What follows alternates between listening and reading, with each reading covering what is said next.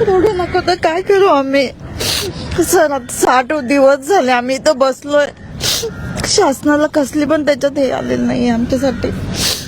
आम्ही इथे शांत येऊन बसतो, काही बोलत नाही. मी कल्याणला राहते. अंबरनाथ पंचायत समितीमध्ये मी लेखालिपिक या पदावर आहे. मी आज माझी 15 वर्ष घालवले. माझ्या आई वडिलांनी माझं शिक्षण केलं डोळ्यात पाणी टाकून.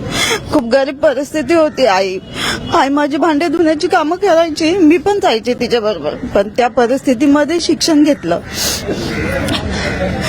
B.Com केलं, त्याच्यानंतर M.Com केलं, MBA केलं. लग्नानंतर नवऱ्याने MBA करायला सांगितलं, मी MBA पण केलं. MBA करून झाल्यानंतर इथे या समग्र शिक्षणामध्ये एकदा ऍडव्हर्टाईज निघाल्यानंतर मी ऍप्लिकेशन केलं, तर तिथे होईल म्हणून 2012 मध्ये आश्वासन दिलं साहेबांनी की आम्ही आमचं सरकार आल्यावरती तुमचं करू. त्या हेतूने आम्ही तिथे थांबलो. मी MPSC एक्झाम देणं सुद्धा बंद करून टाकलं मी. पण इथे काम MPSC म्हणजे या स्पर्धा परीक्षा तुम्ही देत होत्या? परीक्षा दिल्या मी, जवळजवळ 5, 6, 10 स्पर्धा परीक्षा पण दिल्या मी त्या थांबवल्या. कारण इथे वेळ द्यावा लागेल, इथे दिवसभर. आता लेखालिपिक ह्या पदावर असताना मी सगळ्या शाळांना आम्ही ग्रँड डिस्ट्रीब्यूट करतो. शालेय ह्याचं गणवेश तुम्ही काम केलेलं अनेकांना माहितीये, परंतु आत्ताची परिस्थिती काय आहे? सरकारकडे काय मागाल?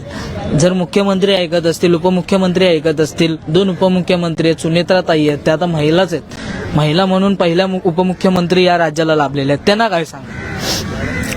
माझं हेच म्हणणं आहे की आम्हाला स्वाभिमानाने जगू द्या. आम्हाला एवढे हाल करून हे करू नका. स्वाभिमान हा खूप महत्वाचा असतो, पैशापेक्षा पण महत्वाचा असतो. आणि आम्हाला आज ऑफिसमध्ये जरा सुद्धा स्वाभिमान नाही. का स्वाभिमान नाही? कोणी उठून आम्हाला काय कॉन्ट्रॅक्ट बेसिसवर तर आहेत, कोणते मोठे आहेत म्हणून आम्ही तर सगळे कामं तर करतो, कामाबद्दल नाही. जबाब पण केला जातो, भाव अतिशय केला जातो सर, भरपूर केला जातो. आणि मी ते स्वतः भोगलंय, खूप भोगलंय. आज मी लेखालिपिक पदावर असून सुद्धा मला कुठली त्या ऑफिसमध्ये हे नाहीये. स्वाभिमान माणसाचा खूप महत्वाचा असतो. तो आज आम्हाला स्वाभिमानाने आम्हाला जगता येत नाही. आम्हाला फक्त स्वाभिमानाने जगू द्या. आम्हाला कायम करा एवढी आमची इच्छा आहे.